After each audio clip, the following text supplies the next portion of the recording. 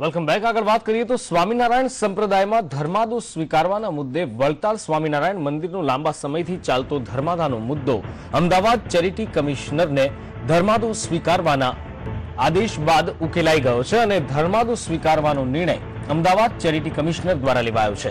આ મુદ્દે આજે સિદ્ધાંત પક્ષની કોન્ફરન્સ યોજાશે। ધર્માદા મામલે પહેલા 33 દિવસ આમરણાંત ઉપવાસ કરવામાં આવ્યા અને છેલ્લા 4 મહિનાથી ધર્માદાનો આ વિવાદ ચાલી રહ્યો છે।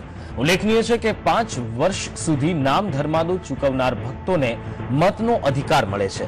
મુખ્ય ચેરિટી કમિશનર સાહેબે ઓર્ડર પાસ કર્યો છે કે વડતાલ મેનેજિંગ ટ્રસ્ટી બોર્ડે જે પણ વ્યક્તિઓ ધર્માદો ભરવા આવે એની સંપૂર્ણ વ્યવસ્થા કરવી અને ધર્માદો એક્સેપ્ટ કરવો। એટલે સમગ્ર સત્સંગ સમાજની અંદર ખૂબ આનંદની લહેર ઉઠી છે। આજે હજી અમારા હાથમાં ઓર્ડર કોપી નથી આવી અને બપોર પછી 2-2:30 વાગે અમારા હાથમાં ઓર્ડર કોપી આવશે।